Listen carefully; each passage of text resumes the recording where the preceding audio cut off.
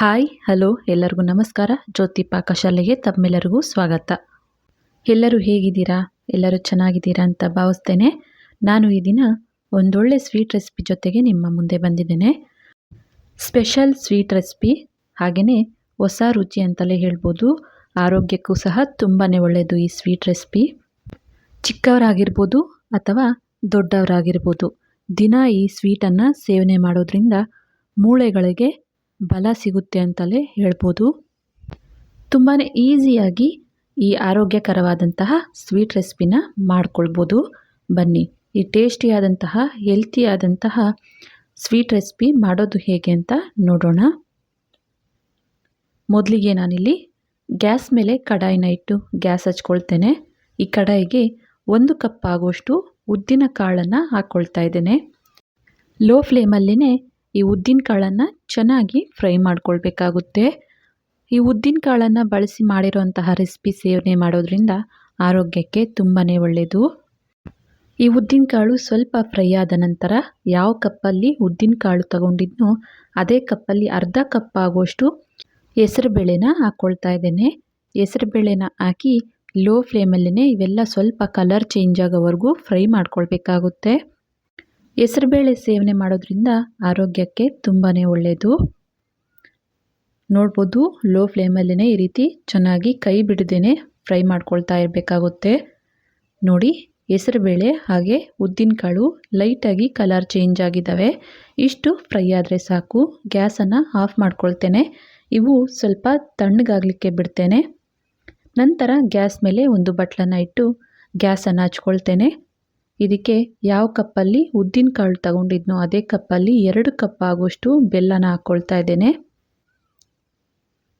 2 cup ಬೆಲ್ಲಗೆ ನಾನಿಲ್ಲಿ 1 cup ಆಗುವಷ್ಟು ನೀರನ್ನು ಹಾಕಿ ಬೆಲ್ಲನ ಕರಗಿಸ್ಕೊಳ್ತೇನೆ. ಪಾಕ ಮಾಡ್ಕೊಳ್ಳೋ ಅವಶ್ಯಕತೆ ಇಲ್ಲ, ಬೆಲ್ಲ ಕರಗಿದ್ರೆ ಸಾಕಾಗುತ್ತೆ. ನೋಡ್ಬೋದು, ಬೆಲ್ಲ ಕರಗಿದೆ. ಈ ರೀತಿ ಬೆಲ್ಲ ಕರಗಿ ಬೆಲ್ಲದ ನೀರನ್ನು ಚೆನ್ನಾಗಿ 1-2 ಕುದಿ ಕುದಿಸ್ಕೊಳ್ಬೇಕಾಗುತ್ತೆ. ನೋಡಿ, ಬೆಲ್ಲದ ನೀರು ಚೆನ್ನಾಗಿ ಕುದಿ ಬಂದಿದೆ. ಈಗ ಗ್ಯಾಸನ್ನು ಆಫ್ ಮಾಡ್ಕೊಳ್ತೇನೆ. ಈ ಬೆಲ್ಲದ ನೀರು ಸಹ ತಣ್ಣಗಾಗಲಿಕ್ಕೆ ಬಿಡ್ತೇನೆ. ಬಿಸಿ ಇರ್ದಂಗೆ ತಣ್ಣಗಾಗಬೇಕು ಇವೆರಡೂ. ನೋಡ್ಬೋದು, ಉದ್ದಿನಕಾಳು ಹಾಗೆಯೇ ಹೆಸರುಬೇಳೆ ತಣ್ಣಗಾಗಿದ್ದಾವೆ. ಈಗ ಇವನ್ನ ಮಿಕ್ಸಿ ಜಾರಿಗೆ ಹಾಕ್ಕೊಳ್ತೇನೆ. ಇದನ್ನು ತರಿಯಾಗಿ ಲೈಟಾಗಿ ತರಿಯಾಗಿ ಇರೋ ರೀತಿ ರುಬ್ಕೊಂಬರ್ತೇನೆ. ನೋಡಿ, ಈ ರೀತಿ ಲೈಟಾಗಿ ತರಿ ಇದ್ದರೆ ಸಾಕಾಗುತ್ತೆ. ಈಗ ಹಿಟ್ಟು ರೆಡಿ ಆಯಿತು. ಬೆಲ್ಲದ ನೀರು ಸಹ ಫುಲ್ ತಣ್ಣಗಾಗಿದ್ದಾವೆ. ಈಗ ಇದನ್ನು ಒಂದು ಕಡಾಯಿಗೆ ಶೋಧಿಸ್ಕೊಳ್ತಾ ಇದ್ದೇನೆ. ಈ ರೀತಿ ಕಸ ಇರುತ್ತೆ, ಹಾಗಾಗಿ ಈ ರೀತಿ ಶೋಧಿಸ್ಕೊಂಡು ಹಾಕ್ಕೊಳ್ತಾ ಇದ್ದೇನೆ ಬೆಲ್ಲದ ನೀರನ್ನು. ನಂತರ ಇದಕ್ಕೆ ರುಬ್ಬಿಟ್ಟಿರುವಂತಹ ಉದ್ದಿನ ಕಾಳು ಹಾಗೆ ಹೆಸರುಬೇಳೆ ಮಿಶ್ರಣನ ಹಾಕ್ಕೊಳ್ತಾ ಇದ್ದೇನೆ. ಇದನ್ನು ಚೆನ್ನಾಗಿ ಗಂಟಿಲ್ಲದೆ ಇರೋ ರೀತಿ ಮಿಕ್ಸ್ ಮಾಡ್ಕೊಳ್ಬೇಕಾಗುತ್ತೆ. ನಾವು ಈ ಪದಾರ್ಥಗಳನ್ನು ಬಿಸಿ ಇದ್ದಾಗ ಮಿಕ್ಸ್ ಮಾಡಲಿಕ್ಕೆ ಹೋದರೆ ಗಂಟಾಗೋ ಚಾನ್ಸ್ ಇರುತ್ತೆ. ಹಾಗಾಗಿ ಬೆಲ್ಲದ ನೀರು ತಣ್ಣಗಾದ ನಂತರ ಈ ಹಿಟ್ಟನ್ನು ಹಾಕಿ ಚೆನ್ನಾಗಿ ಮಿಕ್ಸ್ ಮಾಡ್ಕೊಳ್ಬೇಕಾಗುತ್ತೆ. ನೋಡಿ, ಈ ರೀತಿ ಗಂಟಿಲ್ಲದೆ ಇರೋ ರೀತಿ ಚೆನ್ನಾಗಿ ಇದನ್ನು ಮಿಕ್ಸ್ ಮಾಡ್ಕೊಳ್ಬೇಕಾಗುತ್ತೆ. ನೋಡ್ಬೋದು, ಇದನ್ನು ಚೆನ್ನಾಗಿ ಈ ರೀತಿ ಮಿಕ್ಸ್ ಮಾಡ್ಕೊಂಡಿದ್ದಾಯಿತು. ಈಗ ಇದನ್ನು ಗ್ಯಾಸ್ ಮೇಲೆ ಇಡ್ತೇನೆ. ನೋಡಿ, ಕಡಾಯಿನ ಗ್ಯಾಸ್ ಮೇಲೆ ಇಟ್ಟು ಗ್ಯಾಸನ್ನು ಹಚ್ಕೊಳ್ತೇನೆ. ಲೋ ಫ್ಲೇಮಲ್ಲಿಟ್ಟು ಗ್ಯಾಸನ್ನು ಈಗ ಇದಕ್ಕೆ 1-2 ಟೇಬಲ್ ಸ್ಪೂನ್ ಆಗುವಷ್ಟು ತುಪ್ಪನ ಹಾಕಿ ಕೈ ಬಿಡದೇನೆ ಇದನ್ನು ಕಲಿಸ್ತಾ ಕುದಿಸ್ಕೊಳ್ಬೇಕಾಗುತ್ತೆ. ಕಲಿಸ್ತಾನೆ ಇರಬೇಕಾಗುತ್ತೆ. ಇದನ್ನು ಕೈ ಬಿಟ್ವಿ ಅಂದರೆ ತಳ ಹಿಡಿಯೋ ಚಾನ್ಸ್ ಇರುತ್ತೆ. ಹಾಗಾಗಿ ಈ ರೀತಿ ಕಲಿಸ್ತಾನೆ ಇದನ್ನು ಲೋ ಫ್ಲೇಮಲ್ಲೇ ಕುದಿಸ್ಕೊಳ್ಬೇಕಾಗುತ್ತೆ. ಈ ಮಿಶ್ರಣ ಗಟ್ಟಿ ಆಗ್ತಾ ಬರುತ್ತೆ, ಅಲ್ಲಿವರೆಗೂ ಇದನ್ನು ಚೆನ್ನಾಗಿ ಮಿಕ್ಸ್ ಮಾಡ್ತಾ ಕುದಿಸ್ಕೊಳ್ಬೇಕು. ಇನ್ನು ಯಾರೆಲ್ಲ ಸಬ್ಸ್ಕ್ರೈಬ್ ಮಾಡ್ಕೊಳ್ದೆ ವಿಡಿಯೋ ನೋಡ್ತಿದ್ದಲ್ಲಿ ಪ್ಲೀಸ್ ಸಬ್ಸ್ಕ್ರೈಬ್ ಮಾಡ್ಕೊಳ್ಳಿ. ಬೆಲ್ ಐಕಾನ್ ಮೇಲೆ ಕ್ಲಿಕ್ ಮಾಡಿ ಆಲ್ ಅನ್ನೋ ಆಪ್ಷನ್ನ ಆನ್ ಮಾಡ್ಕೊಳ್ಳಿ. ನಾನು ಯಾವುದೇ ಹೊಸ ವಿಡಿಯೋ ಅಪ್ಲೋಡ್ ಮಾಡಿದ್ರೂ ನಿಮಗೆ ನೋಟಿಫಿಕೇಷನ್ ಬರುತ್ತೆ. ನಾವಿಲ್ಲಿ ಈ ಸ್ವೀಟಿಗೆ ಸಕ್ಕರೆನ ಬಳಸ್ತಾ ಇಲ್ಲ, ಬೆಲ್ಲನ ಬಳಸ್ತಾ ಇದ್ದೀವಿ. ಬೆಲ್ಲನ ಬಳಸೋದ್ರಿಂದ ನಮ್ಮ ದೇಹಕ್ಕೆ ಬೇಕಾದಂತಹ ಐರನ್ ಕಂಟೆಂಟ್ ಸಿಗುತ್ತೆ. ಹಾಗಾಗಿ ಈ ಸ್ವೀಟನ್ನು ಬೆಲ್ಲನ ಬಳಸಿ ಮಾಡ್ತಾ ಇದ್ದೇವೆ. ನೋಡ್ಬೋದು ಮಿಶ್ರಣ ಸ್ವಲ್ಪ ಗಟ್ಟಿಯಾಗಿದೆ. ಈಗ ಇದಕ್ಕೆ ಯಾವ ಕಪ್ಪಲ್ಲಿ ಉದ್ದಿನಕಾಳು ತೊಗೊಂಡಿದ್ನೋ ಅದೇ ಕಪ್ಪಲ್ಲಿ 1 ಕಪ್ ಆಗುವಷ್ಟು ಕಾಯಿಸಿ ತಣ್ಣಗಾಗಿರೋಂತಹ ಹಾಲನ್ನು ಹಾಕ್ಕೊಳ್ತಾ ಇದ್ದೇವೆ. ನಾವಿಲ್ಲಿ ಮೊದಲಿಗೆನೇ ಹಾಲು ಹಾಕ್ಕೊಂಡ್ರೆ ಒಡೆಯೋ ಚಾನ್ಸ್ ಇರುತ್ತೆ. ಹಾಗಾಗಿ ಚೆನ್ನಾಗಿ ಈ ರೀತಿ ಬೆಲ್ಲದ ನೀರು ಹಾಗೆಯೇ ಹಿಟ್ಟು ಎಲ್ಲ ಮಿಕ್ಸ್ ಆಗಿ ಸ್ವಲ್ಪ ಕುದಿಸ್ಕೊಂಡ ನಂತರ ಇದಕ್ಕೆ ಹಾಲನ್ನು ಹಾಕಿ ಮಿಕ್ಸ್ ಮಾಡ್ಕೊಳ್ಬೇಕಾಗುತ್ತೆ.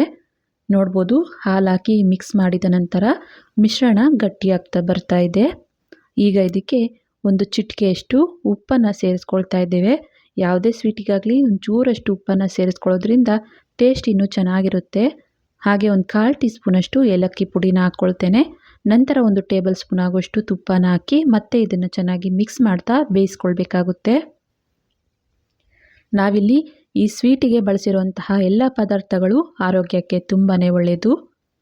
ನಾವು ಈ ಸ್ವೀಟನ್ನು ಮಾಡಿ ಮನೆ ಮಂದಿಗಾಗಲಿ ಮಕ್ಕಳಿಗಾಗಲಿ ಕೊಟ್ವಿ ಅಂದರೆ ಉದ್ದಿನಕಾಳಿಂದ ಮಾಡಿದ್ದೀವಿ ಅಂದರೂ ನಂಬಲ್ಲ, ಅಷ್ಟು ಟೇಸ್ಟಿಯಾಗಿರುತ್ತೆ. ಹಾಗೆಯೇ ಆರೋಗ್ಯಕ್ಕೂ ತುಂಬಾ ಒಳ್ಳೆಯದು ಈ ಸ್ವೀಟ್ ರೆಸಿಪಿ. ನೋಡ್ಬೋದು ಮಿಶ್ರಣ ಗಟ್ಟಿಯಾಗ್ತಾ ಬರ್ತಾ ಇದೆ. ಇನ್ನೂ ಸ್ವಲ್ಪ ಇದು ಗಟ್ಟಿಯಾಗಬೇಕು. ಅಲ್ಲಿವರೆಗೂ ಲೋ ಫ್ಲೇಮಲ್ಲೇ ಕಲಿಸ್ತಾ ಇದನ್ನು ಬೇಯಿಸ್ಕೊಳ್ಬೇಕಾಗುತ್ತೆ. ಮನೆಯಲ್ಲಿ ದೊಡ್ಡವರಿದ್ದಾಗ ಮೊಣಕಾಲು ನೋವು, ಸೊಂಟ ನೋವು, ಬೆನ್ನು ನೋವು ಅಂತಿರ್ತಾರೆ. ಅಂಥವ್ರಿಗೆ ಈ ರೀತಿ ಉದ್ದಿನಕಾಳನ್ನು ಬಳಸಿ ಈ ಸ್ವೀಟನ್ನು ಮಾಡಿಕೊಟ್ರೆ ಮೂಳೆಗಳಿಗೆ ಬಲ ಅಂತಲೇ ಹೇಳ್ಬೋದು. ತುಂಬಾ ಹೆಲ್ತಿಯಾದಂತಹ ಸ್ವೀಟ್ ರೆಸಿಪಿ ಅಂತಲೇ ಹೇಳ್ಬೋದು. ನೋಡ್ಬೋದು ನಾವು ಮಾಡಿರೋಂತಹ ಸ್ವೀಟ್ ರೆಸಿಪಿ ಕಡಾಯಿಗೆ ಅಂಟದೇನೆ ಈ ರೀತಿ ಸಪ್ರೇಟ್ ಆಗ್ತಿದೆ ಅಂದಲ್ಲಿ ಸ್ವೀಟ್ ರೆಸಿಪಿ ರೆಡಿ ಆದ ಹಾಗೆಯೇ ಗ್ಯಾಸನ್ನು ಆಫ್ ಮಾಡ್ಕೊಳ್ತೇನೆ. ಇದನ್ನು ಸ್ವಲ್ಪ ತಣ್ಣಗಾಗಲಿಕ್ಕೆ ಬಿಡ್ತೇನೆ. ನಾನಿಲ್ಲಿ ಒಂದು ತಟ್ಟೆಗೆ ತುಪ್ಪನ ಈ ರೀತಿ ಸ್ಪ್ರೆಡ್ ಮಾಡಿ ಇಟ್ಟಿದ್ದೇನೆ. ಇದಕ್ಕೆ ನಾವು ಮಾಡಿಟ್ಟಂತಹ ಸ್ವೀಟನ್ನು ಹಾಕ್ಕೊಳ್ತಾ ಇದ್ದೇನೆ. ಈ ಸ್ವೀಟ್ ರೆಸಿಪಿನ ಯಾವ ಶೇಪಿಗೆ ಬೇಕಾದರೂ ಮಾಡ್ಕೊಳ್ಬೋದು. ಮಾಮೂಲಿ ನಾವು ಲಾಡು ಟೈಪ್ ಉಂಡೆ ಆದರೂ ಮಾಡ್ಕೊಳ್ಬೋದು, ಅಥವಾ ಸ್ವಲ್ಪ ಸೌಟಿಗೆ ತುಪ್ಪ ಸವರಿ ಸೌಟಿನ ಸಹಾಯದಿಂದ ಹಾಗೆ ಬೇಕಾದರೂ ಸರ್ವ್ ಮಾಡ್ಬೋದು. ನಾನಿಲ್ಲಿ ಮಕ್ಕಳಿಗೆ ಇಷ್ಟ ಆಗುತ್ತೆ ಅಂತ ಹೇಳಿ ಬರ್ಫಿ ಟೈಪ್ ಕಟ್ ಮಾಡ್ಕೊಳ್ಳಿಕ್ಕೆ ತಟ್ಟೆಗೆ ಈ ರೀತಿ ಸ್ಪ್ರೆಡ್ ಮಾಡ್ತಾ ಇದ್ದೇನೆ. ಸ್ಪೂನಿಗೆ ಸ್ವಲ್ಪ ಈ ರೀತಿ ತುಪ್ಪನ ಸ್ಪ್ರೆಡ್ ಮಾಡಿ ಈ ರೀತಿಯಾಗಿ ಈಕ್ವಲ್ ಆಗಿ ತಟ್ಟೆಗೆ ಸ್ವೀಟನ್ನು ಸ್ಪ್ರೆಡ್ ಮಾಡ್ತಾ ಇದ್ದೇನೆ. ನೋಡಿ ಈ ರೀತಿಯಾಗಿ ಸ್ಪ್ರೆಡ್ ಮಾಡಿ ಇದನ್ನು 1 ಗಂಟೆ ಅಥವಾ 2 ಗಂಟೆ ಹಾಗೆಯೇ ಆರಲಿಕ್ಕೆ ತಣ್ಣಗಾಗಲಿಕ್ಕೆ ಬಿಡಬೇಕಾಗುತ್ತೆ. ಚಿಕ್ಕ ಚಿಕ್ಕದಾದಂತಹ ಬೌಲ್ಗೆ ಹಾಕಿ ಬೌಲ್ ಶೇಪ್ ಆದರೂ ಈ ಸ್ವೀಟನ್ನು ಮಾಡ್ಕೊಳ್ಬೋದು. ನೋಡಿ ಈ ರೀತಿಯಾಗಿ ಸ್ಪ್ರೆಡ್ ಮಾಡಿ ಇದನ್ನು 1 ಗಂಟೆ ಅಥವಾ 2 ಗಂಟೆ ತಣ್ಣಗಾಗಲಿಕ್ಕೆ ಬಿಡ್ತೇನೆ. ನೋಡ್ಬೋದು ನಾನಿಲ್ಲಿ 1-2 ಗಂಟೆ ಸ್ವೀಟನ್ನು ತಣ್ಣಗಾಗಲಿಕ್ಕೆ ಬಿಟ್ಟಿದ್ದೆ. ಚೆನ್ನಾಗಿ ತಣ್ಣಗಾಗಿದೆ. ಈ ರೀತಿ ತಟ್ಟೆಗೆ ಎಡ್ಜಸ್ಸನ್ನು ಈ ರೀತಿ ಕಟ್ ಮಾಡಿಕೊಂಡು ಚಾಕುವಿನ ಸಹಾಯದಿಂದ ಒಂದು ಪ್ಲೇಟ್ ಮೇಲೆ ಇದನ್ನು ಟರ್ನ್ ಮಾಡ್ಕೊಳ್ತಾ ಇದ್ದೇನೆ.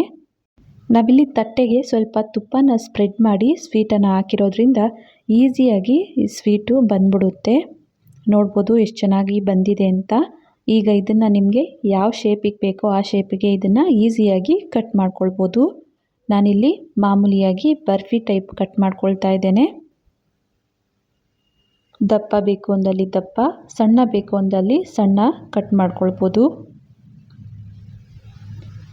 ಸ್ಪೆಷಲ್ ಆದಂತಹ ಸ್ವೀಟ್ ರೆಸಿಪಿ ರೆಡಿ ಆಯಿತು. ನೋಡ್ಬೋದು ಕಟ್ ಮಾಡಿದ್ದಾಯಿತು. ಇದನ್ನು ಈಗ ಒಂದು ಪ್ಲೇಟಿಗೆ ಸರ್ವ್ ಮಾಡ್ತೇನೆ.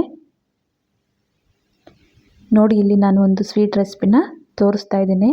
ಎಷ್ಟು ಸಾಫ್ಟಾಗಿ ತುಂಬಾ ಟೇಸ್ಟಿಯಾಗಿ ಬಂದಿದೆ ಈ ಸ್ವೀಟ್ ರೆಸಿಪಿ. ಈ ರೆಸಿಪಿ ನಿಮಗೆ ಇಷ್ಟ ಆಗಿದೆ ಅಂದ್ಕೊಳ್ತೇನೆ. ಇಷ್ಟ ಆದಲ್ಲಿ ಈ ವಿಡಿಯೋಗೊಂದು ಲೈಕ್ ಮಾಡಿ. ಯಾರೆಲ್ಲ ಸಬ್ಸ್ಕ್ರೈಬ್ ಮಾಡ್ಕೊಳ್ತೆ ವಿಡಿಯೋ ನೋಡ್ತಿದ್ದಲ್ಲಿ ಪ್ಲೀಸ್ ಸಬ್ಸ್ಕ್ರೈಬ್ ಮಾಡ್ಕೊಳ್ಳಿ. ಈ ವಿಡಿಯೋ ಹೇಗನ್ನಿಸ್ತು ಅಂತ ಕಮೆಂಟ್ ಮಾಡಿ. ಹಾಗೆ ಈ ವಿಡಿಯೋ ಇಷ್ಟ ಆದಲ್ಲಿ ನಿಮ್ಮ ಫ್ರೆಂಡ್ಸ್ ಆ್ಯಂಡ್ ಫ್ಯಾಮಿಲಿ ಮೆಂಬರ್ಸ್ಗೆ ಈ ವಿಡಿಯೋನ ಶೇರ್ ಮಾಡಿ. ಧನ್ಯವಾದಗಳು.